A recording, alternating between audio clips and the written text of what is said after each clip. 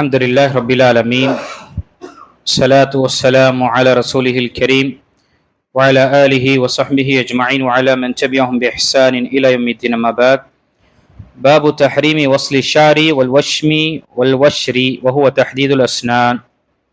قال الله تعالى: إن يدعون من دونه إلا إناثا وإن يدعون إلا شيطانا مريدا لعنه الله وقال لأتخذن من عبادك نصيبا مفروضا إلى آخر الآية.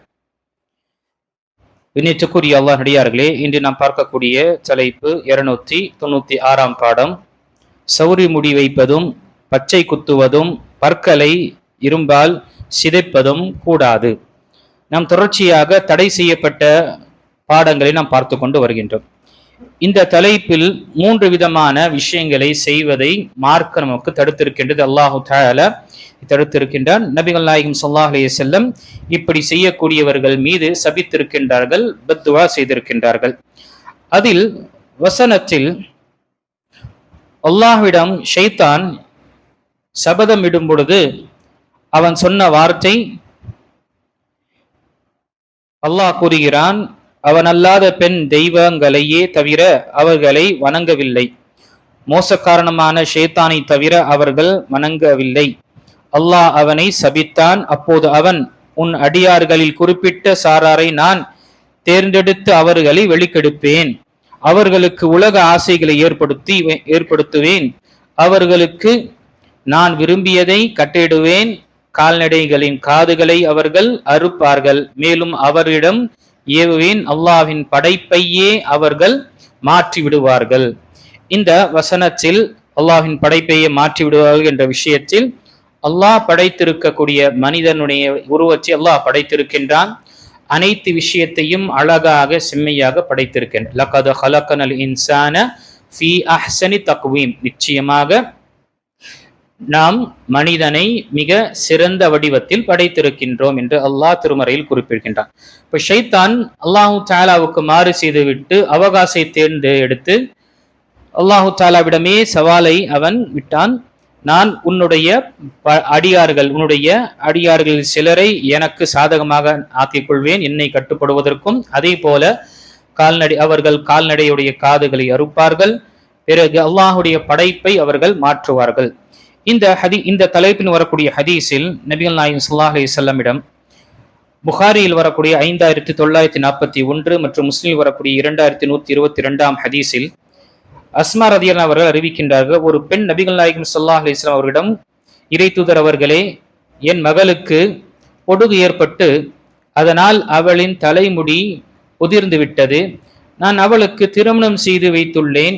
எனவே அவளின் முடியுடன் பிற சௌரி முடியை வைக்கலாமா என்று கேட்டாள். உடனே நபி ஸல்லல்லாஹு அலைஹி வஸல்லம் அவர்கள், சௌரி முடி வைப்பவளையும் வைக்க தந்தவளையும் அல்லாஹ் சபித்து விட்டான் என்று கூறினார்கள்.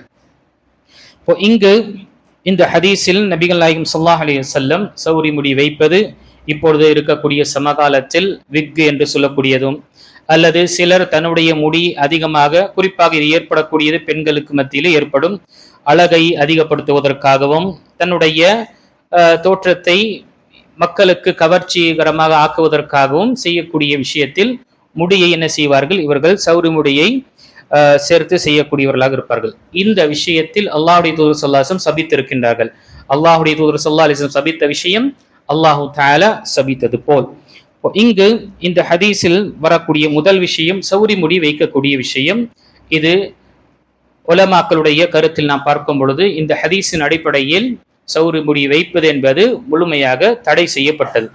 ஆம், சிலருடைய காரணங்கள், சிலருடைய குறைவின் காரணமாக சிலருக்கு ஏதாவது ஒரு அசம்பாவிதம் ஏற்பட்டு முடி முழுமையாக எரிந்துவிடும், அல்லது அவர்களுடைய ஏதோ ஒரு ஆக்சிடென்ட் இது மாதிரி விஷயங்கள் ஏற்பட்டு முழுமையாக அவர்களுடைய முடி முழுமையாக அழியக்கூடிய சூழ்நிலை ஏற்பட்டு பிறகு திரும்பவும் முளைக்காது என்ற நிலை இருக்கும் பொழுது அப்படிப்பட்டவர்கள் சிகிச்சைக்காக அவர்கள் குறிப்பாக ஹேர் டிரான்ஸ்பிளான்ட் என்று சொல்லக்கூடிய விஷயமாக இருக்கட்டும், அல்லது குறிப்பாக இந்த சௌரி முடியாக இருக்கட்டும், இதை பயன்படுத்துவது குற்றமில்லை. ஆனால் நிபந்தனை, சௌரி முடி பயன்படுத்தக்கூடிய சபிக்கப்பட்டவர்கள் யார்? தன்னை அழகுபடுத்துவதற்காகவும் தன்னுடைய அழகை இன்னும் மேன்மைப்படுத்துவதற்காக செய்யக்கூடியவர்களுக்கு சபிக்கப்பட்டது. ஆனால் இது சிகிச்சையாக இருக்கு. இந்த ஒரு குறைவாக இருக்கக்கூடிய விஷயத்தை அதை முழுமைப்படுத்துவதற்காக சிகிச்சை செய்யக்கூடிய விஷயம் மார்க்கம் அனுமதிக்கின்றது. இதற்கு ஆதாரமாக நபிகள் நாயகம் ஸல்லல்லாஹு அலைஹி வஸல்லம் காலத்தில் ஒரு மனிதனுடைய மூக்கு வெட்டப்பட்டது. அந்த மூக்கை சீர்படுத்துவதற்காக நபிகள் நாயகம் ஸல்லல்லாஹு அலைஹி வஸல்லம் அவர்களுக்கு வெள்ளியால் கொண்ட மூக்கை நீங்கள் செய்து அதை சரி செய்து கொள்ளுங்கள் என்று நபி ஸல்லல்லாஹு அலைஹி வஸல்லம் கட்டளையிட்டார்கள். ஆனால் அதற்கு பிறகு நடிச்சு அது கெட்டு போகிவிட்டது. அது ஏதோ ஒரு காரணத்தால் திரும்ப நபி ஸல்லல்லாஹு அலைஹி வஸல்லம் அவருக்கு தங்கத்துடைய மூக்கை கொண்டு அதை நீங்க சீர்படுத்திக் கொள்ளுங்கள் என்று நபி ஸல்லல்லாஹு அலைஹி வஸல்லம் கட்டளையிட்டார்கள். இந்த அடிப்படையில இவருக்கு நபி ஸல்லல்லாஹு அலைஹி வஸல்லம் கொடுத்த ஃபத்வா என்ன? அவருடைய முழுமையாக மூக்கு வெட்டப்பட்ட நிலையில் இருக்கிறதுனால அவருடைய தோற்றம் விகோரமாக இருக்கக்கூடிய சூழ்நிலை நபி ஸல்லல்லாஹு அலைஹி வஸல்லம் அங்கு அனுமதித்தாங்க. இந்த ஒரு ஹதீஸ் மற்றும் இந்த சம்பவத்தின் காரணத்தை கொண்டு உலமாக்கள் முதல் இந்த ஹதீஸில் சொல்லக்கூடிய விஷயம், ஒருவர் அழகுக்காக தன்னுடைய சௌரி முடியை ஏற்படுத்திக் கொள்கின்றார், விக்க வைக்கிறாரு, அல்லது கொஞ்சோண்டு லேசாக முடி மட்டும் இங்க இல்ல, ஹேர் டிரான்ஸ்பிளான்ட் செய்து ஆபரேஷன் செய்து நான் வளர்த்துக் கொள்கிறேன் என்று செய்யக்கூடியவர்களுக்கு அல்லாஹுடைய சாபம் இருக்கின்றது. நபி ஸல்லல்லாஹு அலைஹி வஸல்லம் சபித்திருக்கின்றார்கள். ஒருவர் முழுமையாக அவர் திரும்பவும் அது முளைக்காது என்ற நிலை இருக்குது, ஏதோ ஒரு அசம்பாவிதம் நான் தெரியப்படுத்தியது போல யாருக்காவது அது முழுமையாக எரிந்து விடுகின்றது, திரும்பவும் வாய்ப்பு இல்லை. அதே போல ஏதோ ஒரு அசம்பாவிதம் நடந்து அல்லது ஏதோ ஒரு ஆசிடோ அல்லது ஏதோ ஒரு விஷயம் விழுந்து அதனால அந்த ஆக்சிடென்ட்னால முழுமையாக அவருடைய முடி முழுமையாக இழந்து விடுகின்றது என்றால் அதை சிகிச்சைக்காக அனுமதிக்கப்பட்டதாக இருக்கின்றது. இந்த ஹதீஸின் மூலமாக நம்ம அறிந்து கொள்ளும். அதுக்கு அடுத்ததாக நபி ஸல்லல்லாஹு அலைஹி வஸல்லம் ஹதீஸில் பார்க்கும் பொழுது இந்த தலைப்பின் அடிப்படையில சௌரி முடி வைக்கும் பெண்ணையும் சௌரி முடியை வைக்க கேட்கும் பெண்ணையும் பச்சை குத்தும் பெண்ணையும் பச்சை குத்த சொல்லும் பெண்ணையும் நபிகள் நாயகம் ஸல்லல்லாஹு அலைஹி வஸல்லம் சபித்துள்ளார்கள். இப்ப இரண்டாவது விஷயம் இங்கு பச்சை குத்தக்கூடிய விஷயம். பச்சை குத்தக்கூடிய அந்த காலத்திலிருந்தே நாம் பார்க்கிறோம், ஊசியை கொண்டு பச்சை குத்துவார்கள். பிறகு ஒரு மிஷின் வந்தது. இப்பொழுது பெர்மனன்ட் டாட்டோ என்ற பெயர்ல இந்த மாதிரி பச்சை குத்தக்கூடிய விஷயங்கள்லாம் ஏற்படுகின்றன. அது பெர்மனன்ட் டாட்டோவாக இருக்கட்டும் அல்லது டெம்பரரி டாட்டோவாக இருக்கட்டும், இது அனைத்துமே என்ன மாற்று கலாச்சாரத்தினுடைய ஒரு பழக்கமாக இருக்கு. அப்போ இது இந்த விஷயத்தை பயன்படுத்துவது தடை செய்யப்பட்டது, சபிக்கப்பட்டது. ஆக பச்சை குத்தக்கூடிய விஷயம் அனைவருக்கும் தெரியும். குறிப்பாக ஊசியை கொண்டு உடைய உடல்ல அதை குத்தி அதுல மையை வைத்து எழுதக்கூடிய நிலையெல்லாம் பார்க்கிறோம். சிலருடைய பெயரையும் சில உருவத்தையும் எழுதக்கூடிய அல்லது வரையக்கூடிய நிலை, இது அனைத்துமே சபிக்கப்பட்ட நிலையாக இருக்கு. சரி, ஒரு முஸ்லீம் இல்லாத நிலையில அல்லது முஸ்லீமாக இருக்கக்கூடியவர் இதை செய்து விட்டார், இப்ப பச்சை குத்தப்பட்ட நிலையில் இருக்கிறார், இப்பொழுது அவருக்கு என்ன செய்ய முடியும் என்று வரும் பொழுது உலமாக்கள் அவர்களுக்கு தெரியப்படுத்தும், முடிந்தால் எந்த ஒரு பாதிப்பும் இல்லாமல் அதை அகற்ற முடியும் என்றால் அதை அகற்றுக் கொள்வது அது வலியுறுத்தப்பட்டதும் மற்றும் கடமையாக இல்லை. அதனால் அந்த தோலை உரிக்கக்கூடிய சூழ்நிலையோ அல்லது அந்த மனிதனுக்கு பாதிப்பு ஏற்படுத்தக்கூடிய ஒரு நிலை ஏற்பட்டால் என்றால் அவர் பாவ மன்னிப்பை மட்டும் தேடிக்கொள்ளட்டும். அதை பகிரங்கப்படுத்தாமல் அதை மறைக்க நிலையில செய்து கொள்வது என்பது அவருக்கு உலமாக்கள் தெரியப்படுத்துகின்றார்கள். இங்கு இந்த விஷயத்தையும் நம்ம அறிந்து கொள்ள வேண்டும். மூன்றாவது, பற்களை இரும்பால் சிதைப்பதும் கூடாது.